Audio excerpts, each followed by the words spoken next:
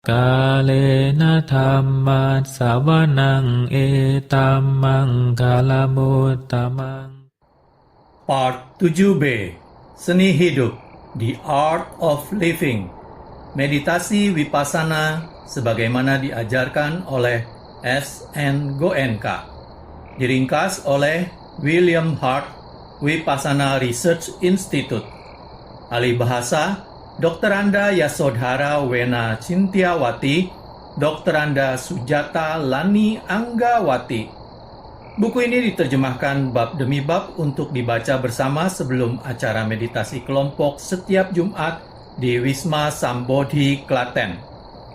Pada video part 7 ini, saya akan melanjutkan dan menyelesaikan membacakan bab 7, pelatihan kebijaksanaan. Baiklah, mari kita lanjutkan. Ketika orang mulai praktek Anapanasati, pernapasan sering terasa agak berat dan tidak teratur. Kemudian, lambat laun pernapasan menjadi lebih tenang dan lebih ringan, lebih lembut dan lebih halus. Demikian pula, ketika memulai praktek Vipassana Bhavana, orang sering mengalami sensasi yang tidak menyenangkan, yang kuat, yang kasar, yang tampaknya berlangsung lama. Pada saat itu, emosi yang kuat atau buah pikir atau kenangan yang telah lama dilupakan mungkin muncul. Dan bersamanya muncullah ketidaknyamanan mental atau fisik, bahkan rasa sakit.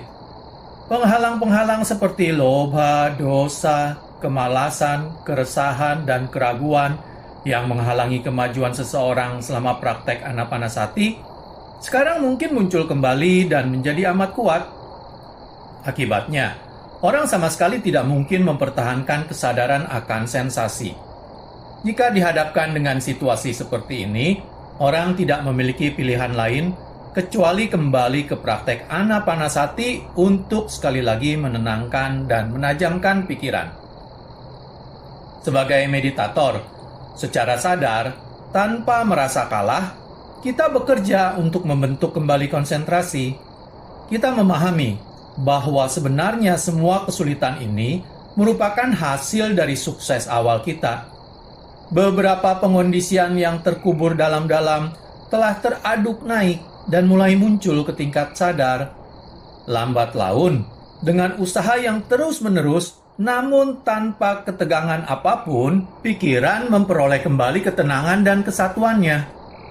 Buah pikir dan emosi yang kuat akan berlalu, dan kita bisa kembali pada kesadaran akan sensasi.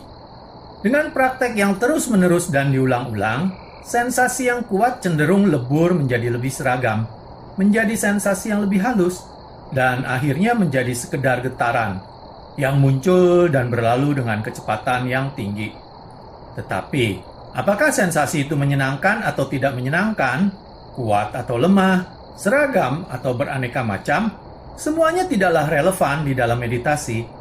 Tugas kita adalah mengamati secara objektif.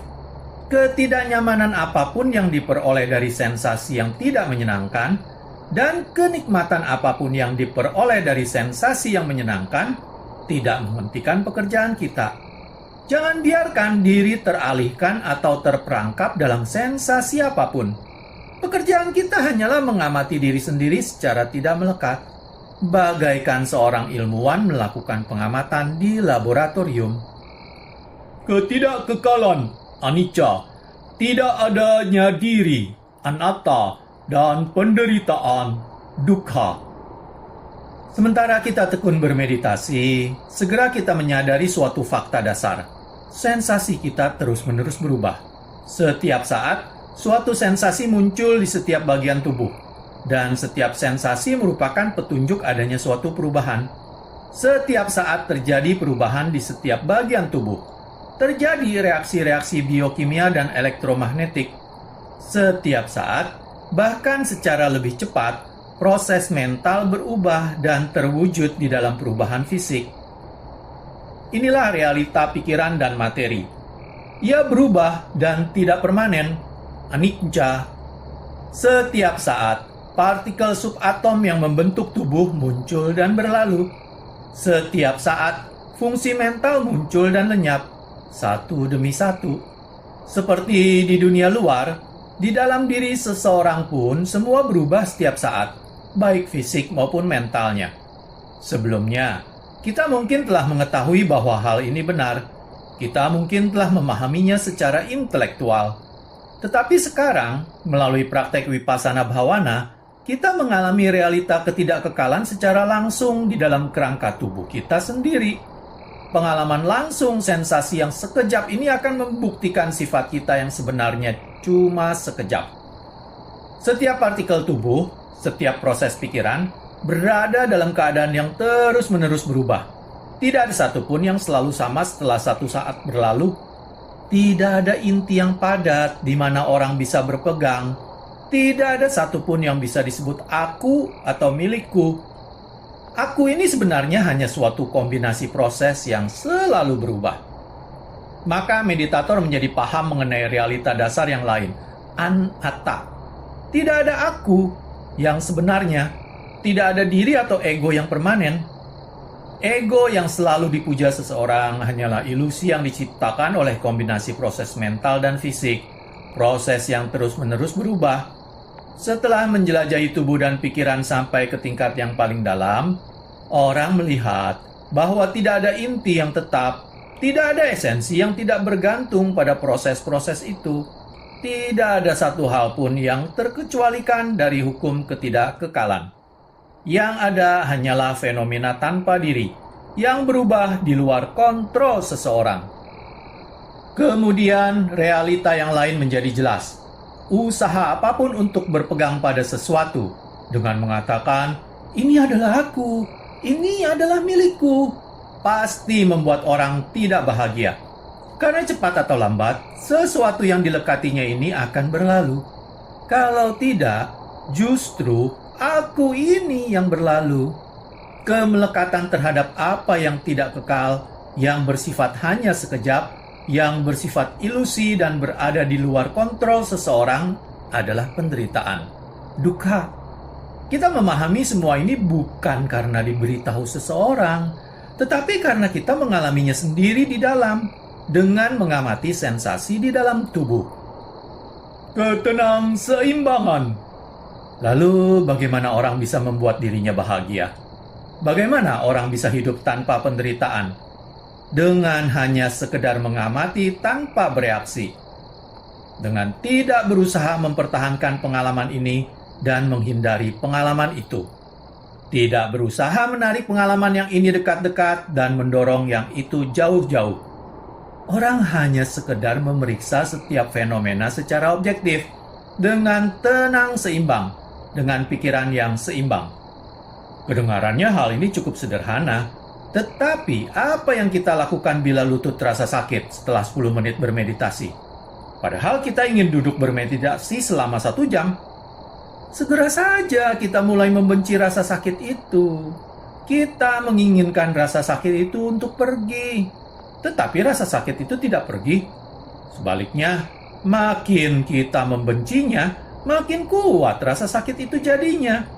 Rasa sakit fisik berubah menjadi rasa sakit mental, dan ini menyebabkan kesengsaraan yang besar. Jika kita bisa belajar untuk hanya mengamati rasa sakit fisik itu selama 1 saat saja, jika walau cuma sebentar kita bisa terbebas dari ilusi bahwa itu adalah rasa sakit kita, bahwa kita merasakan rasa sakit itu. Jika kita bisa memeriksa sensasi itu secara objektif, seperti seorang dokter yang memeriksa rasa sakit orang lain, maka akan kita lihat bahwa rasa sakit itu sendiri tidak tinggal selamanya. Setiap saat ia berubah, berlalu, mulai lagi, berubah lagi. Bila kita memahami hal ini melalui pengalaman pribadi, kita dapati bahwa rasa sakit itu tidak lagi menguasai dan mengontrol kita. Mungkin rasa sakit itu pergi secara cepat, mungkin tidak. Tetapi itu bukan masalah. Kita tidak menderita dari rasa sakit itu lagi, karena kita bisa mengamatinya dengan tidak melekat. Jalan menuju pembebasan. Dengan mengembangkan kesadaran dan ketenangseimbangan, orang bisa membebaskan dirinya dari dukkha. Dukkha bermula karena ketidaktahuan akan realita diri sendiri. Di dalam kegelapan kebodohan batin, pikiran bereaksi terhadap setiap sensasi dengan suka dan tidak suka, dengan loba dan dosa. Setiap reaksi semacam itu menciptakan penderitaan di masa kini dan menggerakkan suatu rantai peristiwa yang akan membawa penderitaan lagi di masa depan. Bagaimana rantai sebab akibat ini bisa diputus? Bagaimanapun, disebabkan oleh tindakan-tindakan masa lampau yang dilakukan karena ketidaktahuan, kehidupan telah dimulai. Arus pikiran dan materi telah dimulai. Haruskah seseorang kemudian bunuh diri? Tidak, hal itu tidak akan memecahkan masalah. Pada saat bunuh diri, pikiran penuh dengan penderitaan, penuh dengan dosa. Apapun yang muncul kemudian juga akan penuh dengan penderitaan. Tindakan semacam ini tidak bisa membawa kebahagiaan. Kehidupan telah dimulai, dan orang tidak bisa lolos darinya. Kalau demikian, haruskah orang menghancurkan 6 dasar pengalaman indera? Orang bisa saja mencungkil mata, memotong lidah, menghancurkan hidung dan telinganya. Tetapi, bagaimana orang bisa menghancurkan tubuh? Bagaimanakah orang bisa menghancurkan pikiran? Sekali lagi, itu adalah bunuh diri yang tidak berguna. Haruskah orang menghancurkan objek-objek 6 dasar indera itu? Semua yang kasat mata, suara, dan sebagainya? Ini tidak mungkin. Alam semesta penuh dengan objek yang tak terhitung banyaknya. Orang tidak akan pernah bisa menghancurkan semuanya. Begitu 6 dasar indera itu ada, tidak mungkin mencegah kontaknya dengan objek-objek yang berhubungan. Dan segera setelah kontak muncul, pasti ada suatu sensasi. Justru inilah titik di mana rantai bisa diputus. Mata rantai yang penting terletak pada titik sensasi. Setiap sensasi memberikan kesempatan munculnya suka atau tidak suka. Reaksi-reaksi suka dan tidak suka yang tidak disadari dan bersifat sementara ini segera saja berlipat ganda dan menjadi lebih kuat, berubah menjadi loba dan dosa yang besar, dan menjadi kemelekatan yang menghasilkan penderitaan di masa kini dan di masa depan. Ini menjadi suatu kebiasaan buta yang secara mekanis diulang-ulang seseorang. Melalui praktek Vipassana Bhavana, kesadaran melalui sensasi bisa kita kembangkan. Kita juga mengembangkan ketenang-seimbangan. Kita tidak bereaksi. Kita memeriksa sensasi itu tanpa nafsu, tanpa menyukai atau tidak menyukainya, tanpa loba, dosa, atau kemelekatan. Setiap sensasi tidak lagi menyebabkan munculnya reaksi-reaksi yang baru. Setiap sensasi itu sekarang akan memberikan kebijaksanaan, panya, pandangan terang. Ini tidak kekal, pasti berubah, muncul untuk berlalu. Rantai itu telah diputus, penderitaan telah berhenti. Tidak ada reaksi baru dari loba atau dosa, maka tidak ada penyebab yang memunculkan penderitaan. Penyebab penderitaan adalah kamma, tindakan mental, yaitu reaksi buta dari loba dan dosa, sangkara. Ketika pikiran menyadari sensasi tetapi tetap mempertahankan ketenang-seimbangan, tidak akan ada reaksi seperti itu. Tidak akan ada penyebab yang akan menghasilkan penderitaan. Kita telah berhenti menciptakan penderitaan untuk diri sendiri. Buddha mengatakan, semua sangkara adalah tidak kekal. Jika engkau memahami hal ini dengan pandangan terang sejati, maka engkau menjadi tidak melekat terhadap penderitaan. Inilah jalan menyucikan. Di sini, kata sangkara memiliki arti yang sangat luas. Reaksi yang membuta dari pikiran disebut sangkara. Tetapi akibat dari tindakan itu, buahnya juga dikenal sebagai sangkara. Seperti apa benihnya, seperti itu pula buahnya. Segala yang kita temui di dalam kehidupan pada hakikatnya merupakan akibat dari tindakan kita sendiri. Maka di dalam pengertian yang paling luas, sangkara adalah apapun yang ada di dunia yang terkondisi ini. Apapun yang telah tercipta, terbentuk, terpadu. Maka segala di alam semesta ini, semua hal yang tercipta adalah tidak kekal. baik mental maupun fisik.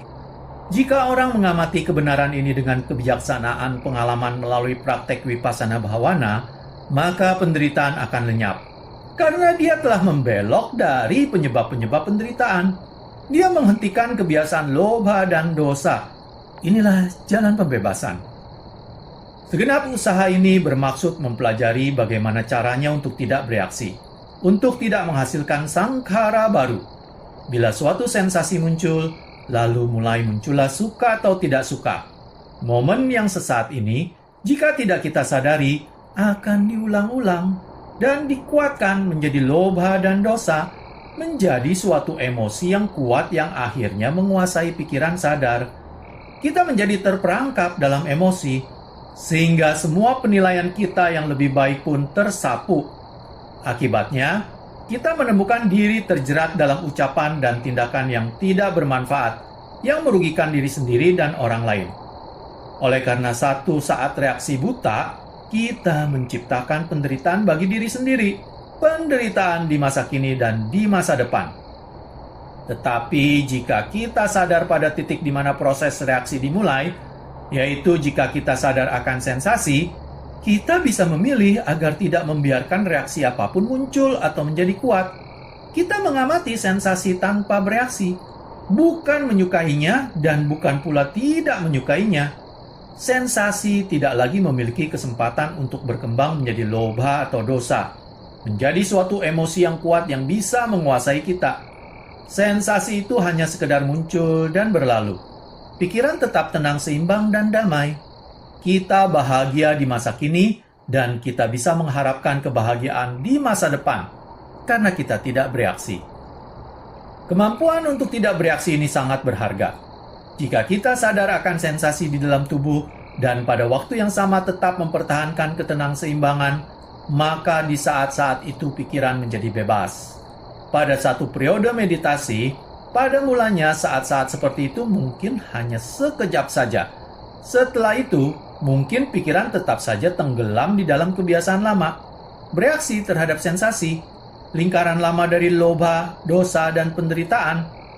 Tetapi dengan praktek yang diulang-ulang, saat-saat pendek itu akan menjadi detik, akan menjadi menit, sampai akhirnya kebiasaan lama bereaksi itu akan terputus, sehingga pikiran menjadi terus-menerus berada dalam kedamaian.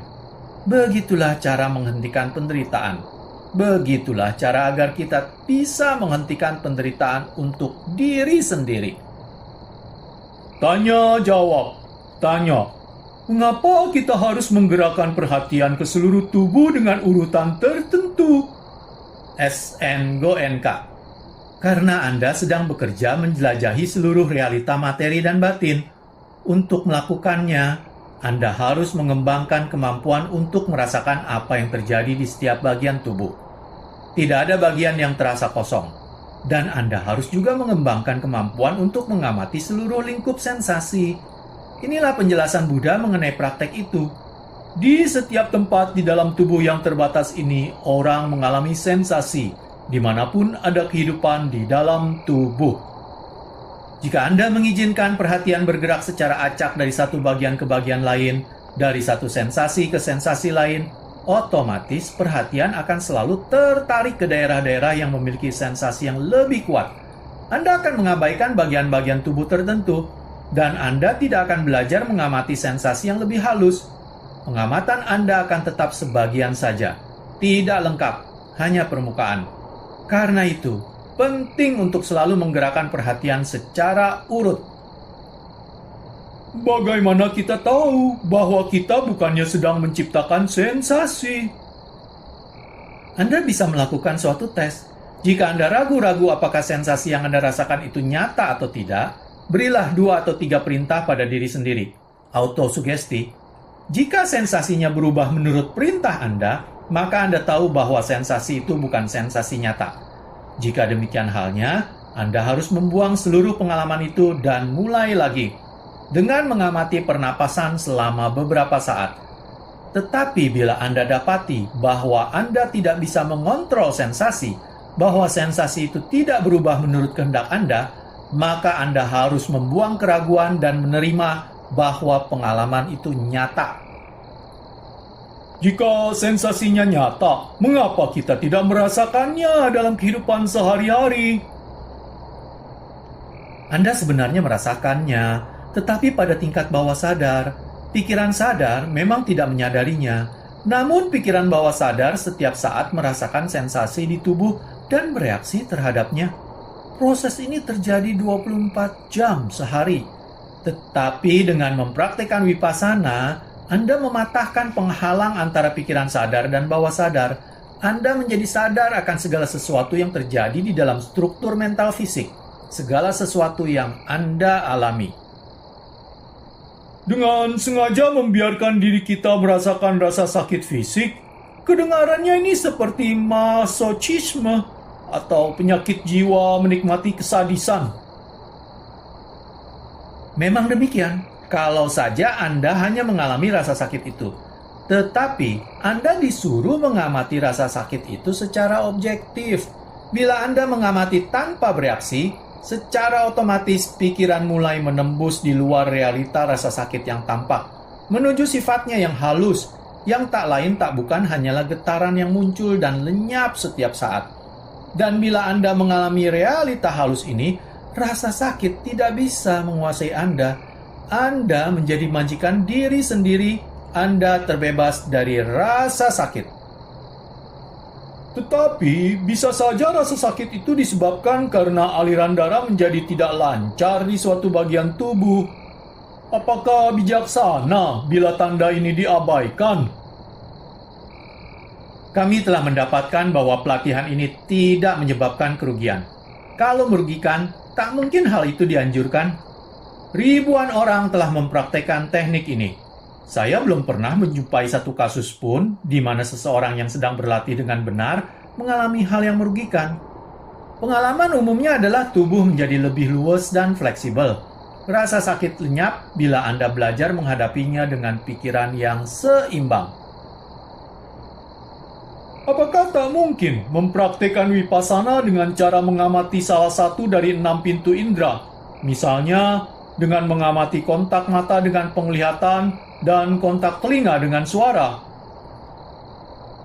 Tentu saja, tetapi tetap saja pengamatan itu harus melibatkan kesadaran akan sensasi. Bila mana suatu kontak terjadi pada salah satu dari 6 dasar indera, mata, telinga, hidung, lidah, tubuh, dan pikiran, suatu sensasi akan dihasilkan. Jika Anda tetap saja tak menyadarinya, Anda kehilangan titik di mana reaksi bermula. Dalam hal indera-indera itu, kontak mungkin terjadi berselang-seling. Kadang-kadang Anda mendengar suara, kadang-kadang tidak. Tetapi pada tingkat paling dalam, ada kontak batin dan materi di setiap saat, yang terus-menerus menimbulkan sensasi. Untuk alasan inilah, pengamatan sensasi merupakan cara yang paling ampuh dan paling jelas untuk bisa memahami fakta tentang ketidakkekalan. Anda harus menguasai hal ini sebelum mencoba pengamatan pada pintu indera yang lain. Jika kita hanya menerima dan mengamati segalanya ketika muncul, bagaimana bisa terjadi kemajuan? Kemajuan diukur dengan fakta apakah Anda mengembangkan ketenang-seimbangan. Anda tidak memiliki pilihan lain kecuali tetap tenang seimbang, karena Anda tidak bisa menciptakan sensasi. Sensasi apapun yang akan datang. Mungkin sensasi itu menyenangkan atau tidak menyenangkan, begini atau begitu. Tetapi jika Anda mempertahankan ketenang-seimbangan, Anda jelas maju pada sang jalan. Anda mematahkan kebiasaan mental, yaitu selalu bereaksi. Itu kan terjadi di dalam meditasi. Bagaimana hal itu bisa dihubungkan dengan kehidupan? Ketika masalah muncul dalam kehidupan, gunakanlah beberapa saat untuk mengamati sensasi-sensasi Anda dengan pikiran yang seimbang. Bila pikiran tenang dan seimbang, keputusan apapun yang Anda ambil akan merupakan keputusan yang baik. Jika pikiran tidak seimbang, keputusan apapun yang Anda ambil akan merupakan reaksi. Anda harus belajar untuk mengubah pola kehidupan dari reaksi negatif menuju reaksi positif. Jadi, jika tanpa kemarahan atau tanpa bersifat mengkritik, kita melihat bahwa ada sesuatu yang bisa dilakukan dengan cara lain, dengan cara yang lebih baik, maka kita harus maju terus dan mengemukakan pendapat kita. Ya, Anda harus bertindak. Kehidupan adalah untuk aksi. Anda tidak boleh menjadi tidak aktif, tetapi tindakan itu harus dilakukan dengan pikiran yang seimbang. Tadi saya berusaha merasakan sensasi bebal di satu bagian tubuh. Ketika sensasi terasa, pikiran menjadi bergairah. Rasanya seperti mencetak gol. Dan saya mendengar diri saya sendiri bersorak secara mental. Bagus! Tetapi kemudian saya berpikir, oh tidak, saya tidak ingin bereaksi seperti itu. Lalu di dalam hati saya bertanya-tanya juga, nanti jika kembali ke dunia sana, bagaimana saya bisa menonton pertandingan bola atau baseball tanpa bereaksi? Anda akan beraksi. Bahkan di dalam pertandingan bola, Anda akan beraksi, bukan bereaksi. Dan akan Anda dapatkan bahwa Anda benar-benar menikmatinya. Suatu kesenangan yang dibarengi dengan ketegangan bukanlah kesenangan sejati. Ketika reaksi berhenti, ketegangan akan lenyap dan Anda bisa benar-benar mulai menikmati hidup. Jadi, saya bisa melompat-lompat dan berteriak, "Hore!" Ya, dengan ketenang-seimbangan, Anda melompat dengan ketenang-seimbangan. Apa yang saya lakukan jika tim saya kalah? Anda tersenyum dan berkata, "Berbahagialah. Berbahagialah dalam setiap situasi." Bagi saya, ini tampaknya merupakan hal mendasar. Ya. 2 cincin. Seorang ayah yang sudah tua meninggal dunia, meninggalkan 2 putranya. Selama beberapa waktu, mereka berdua hidup bersama sesuai dengan tradisi India, yaitu di dalam keluarga besar. Suatu hari, mereka bertengkar dan memutuskan untuk hidup sendiri-sendiri. Semua harta warisan ayahnya akan dibagi rata, dan dengan demikian pertengkaran pun berakhir. Tetapi pada waktu pembagian harta, ditemukan bungkusan kecil yang selama itu ternyata disembunyikan ayahnya. Ternyata isinya 2 cincin. Cincin yang satu bertahtakan berlian yang sangat mahal, sedangkan yang lain hanya cincin perak biasa yang tak ada harganya. Melihat berlian itu, pikiran si kakak dipenuhi keserakahan, dan dia mulai menjelaskan pada adiknya. Bagiku, tampaknya cincin ini bukan hasil jeripaya ayah, melainkan warisan turun-temurun dari leluhur. Itulah sebabnya ayah menyimpannya terpisah dari hartanya sendiri. Karena sudah disimpan dari generasi ke generasi di dalam keluarga kita, cincin ini harus tetap diturunkan untuk generasi selanjutnya. Karena aku yang sulung, akulah yang harus menyimpannya. Sebaiknya kau mengambil yang perak. Adiknya tersenyum dan berkata, "Baiklah, semoga kau bahagia dengan cincin berlian itu. Aku bahagia dengan cincin perak ini." Keduanya memakai cincin di jarinya dan hidup sendiri-sendiri. Si adik berpikir, mudah dipahami mengapa ayah menyimpan cincin berlian itu. Memang berlian mahal harganya. Tetapi, mengapa ayah menyimpan cincin perak yang sangat sederhana ini? Dengan cermat diperiksanya cincin itu dan ditemukannya kata-kata yang terukir di dalamnya. Ini pun akan berubah. Oh, inilah mantra ayah. Ini pun akan berubah. Lalu dipakainya lagi cincin itu. Kakak beradik itu menghadapi naik turunnya kehidupan. Bila musim semi tiba, si kakak merasa sangat gembira tak terkira, dan keseimbangan pikirannya hilang. Bila musim gugur atau musim dingin tiba, dia jatuh ke dalam depresi. Lagi-lagi kehilangan keseimbangan mentalnya. Dia menjadi tegang, sehingga menderita penyakit darah tinggi. Karena tidak bisa tidur di malam hari, dia mulai minum obat tidur, obat penenang, dan obat-obatan lain yang semakin tinggi dosisnya. Akhirnya dia sampai tahap membutuhkan pengobatan dengan kejutan listrik. Begitulah nasib si kakak dengan cincin berliannya. Keadaan si adik berbeda. Bila musim semi tiba, dia menikmatinya. Dia tidak mencoba menghindarinya. Dia menikmatinya, tetapi dia memandang cincinnya dan ingat, ini pun akan berubah. Dan bila memang berubah, dia bisa tersenyum dan berkata, "Ya, aku sudah tahu bahwa itu memang akan berubah. Sekarang sudah berubah. Memangnya kenapa?" Bila musim gugur atau dingin tiba, lagi-lagi dia memandang cincinnya dan ingat, ini pun akan berubah. Dia tidak lalu menangis, karena tahu bahwa itu pun akan berubah. Dan memang itu juga berubah, berlalu. Dari segala naik turunnya kehidupan, semua perubahan di dalam kehidupan, dia tahu bahwa tak ada sesuatu pun yang abadi, bahwa segalanya datang hanya untuk berlalu. Maka dia tidak kehilangan keseimbangan pikirannya. Hidupnya bahagia dan damai. Begitulah nasib si adik dengan cincin peraknya. Demikianlah berakhir sudah saya membacakan bab 7 pelatihan kebijaksanaan. Pada video part selanjutnya, saya akan mulai membacakan bab 8 kesadaran dan ketenangseimbangan. Terima kasih. Kalena dhamma savanang etammang kalamutamang